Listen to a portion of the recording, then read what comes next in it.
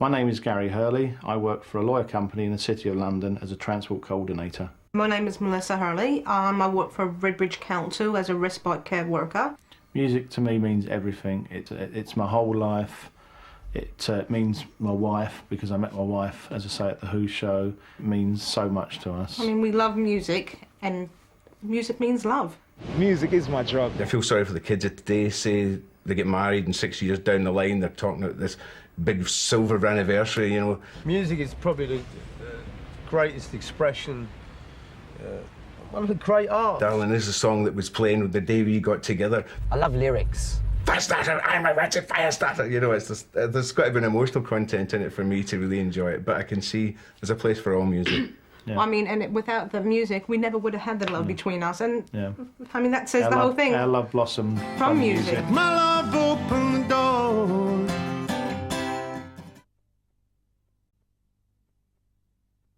My name is Janet Manley and I'm a typist for the Metropolitan Police. In my spare time, I'm secretary of the London and Surrey branch of the Cliff Richard fan club. My all-time Cliff record favourite would be Move It. There's a track called Long Live Rock, which is on an album called Odds and Sods. To me, it's just a wonderful song.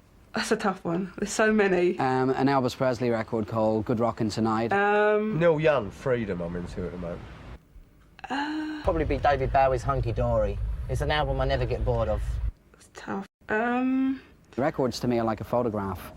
They're part of a feel, they're part of the mood I was in at the time I bought it. It's Drift Away by Dobie Gray, because that is my attitude towards music, and it's the one that I can really sort of get into any time of the day or night.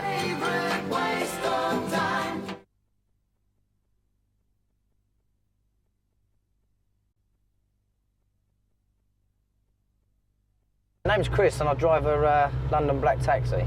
I picked up Robert Plant back in December of '95, and I happened to be playing Black Dog at the time he jumped in. And he couldn't believe, of all the taxis he'd got in, one of them was playing music and it was him, and I couldn't believe of all the people to get in was the lead singer of the band I was playing. Sid Vicious, he was in my photography class.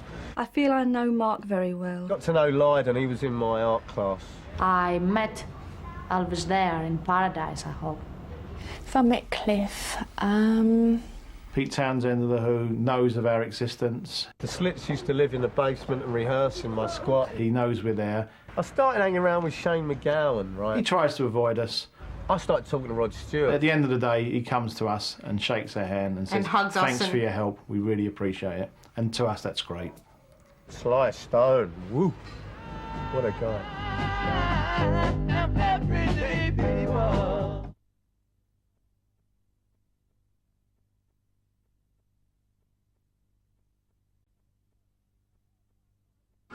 Hey, fat boy, lit up, man.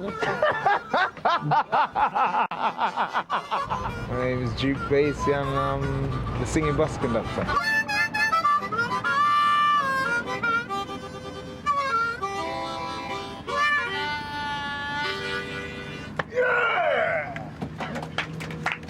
I was first aware of music in my mum's womb.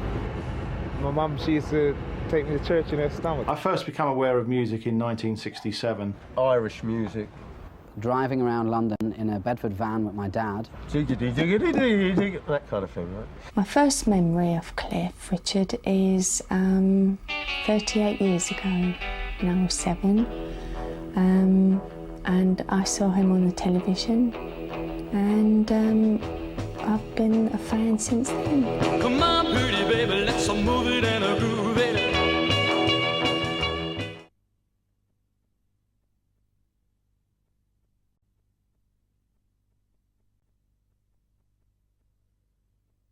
My name's Daniel Lux, and I work on a fruit stall.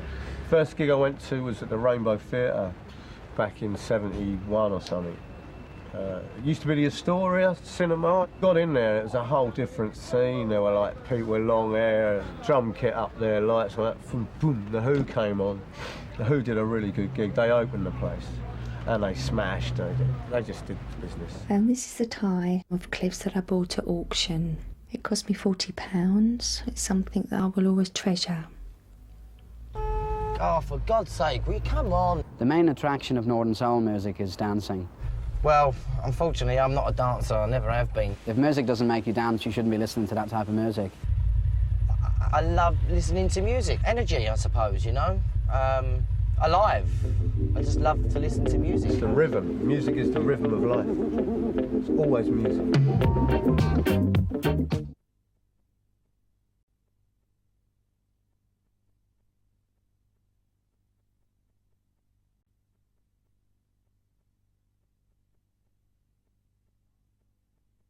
Don't forget me, don't forget me, my love,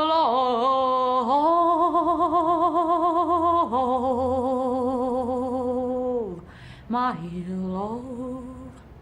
This is my song. I've spent a fortune on Mark Bolan. I mean, for me, there's no other band but The Who. Discovering Mark just changed my life. It's made me a much happier person. It's almost like a drug. It's a sickness. I've just never experienced anything that is so important to me. The first time I saw Elvis, I said, oh my God, this man is like me, walk like me, sing like me, speak like me, oh, have same hair like me, eyes like me. And I love him. I suppose it is love. We need the love of each other and the love of The Who and the love of music to keep us together. The kids are alright. The kids are alright. My name's Anne Cheesewright. I send faxes and I'm a telephonist. Oh, discovering Mark just changed my life. It's made me a much happier person. Music is probably one of the most important things next to love. Sometimes you can be feeling down and you listen to a Bob Marley song and you can relate to your problem, and sometimes it just lifts it off the shoulders. It's just, I think it's really good therapy. 25 hours a day, I think is the time that I spend with music, definitely. Without music, my life would be very boring. I've thought before about losing my hearing, you know. That's the worst thing that could happen.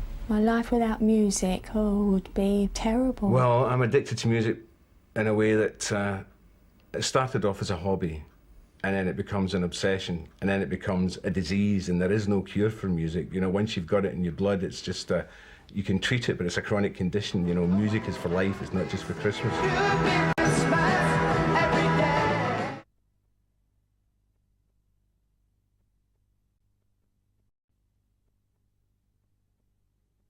My name is Emma Drury, and at the moment I'm working part-time at a children's creche. My name is Jimmy Ward. I am a singer and guitarist. All music has helped me very much. I do believe music does heal people, and it uplifts people, you know.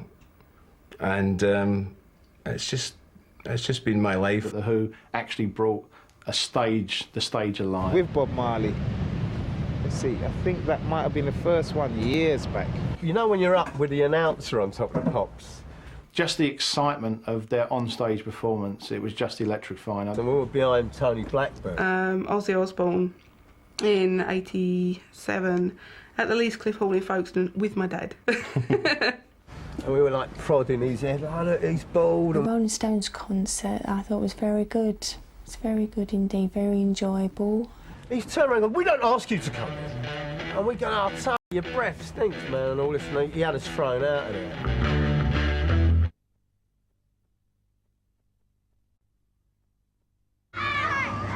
My name's Steve Kennedy, and I'm nursery manager. Well, music's my life. Music's everything that I do. What I do professionally is a totally different thing, but it's a part of how I look. My house resembles the music I listen to. It's everything to me, music. And then it becomes an obsession. I think I have about 10,000 albums at home. I record everything off the television, even if it's just for a couple of minutes.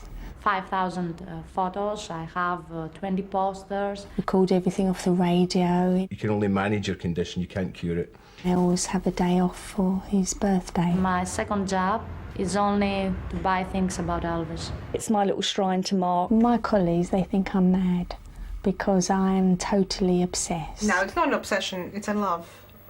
An obsession is something that's dangerous. It's not an obsession. This is just a love for music, love for The Who.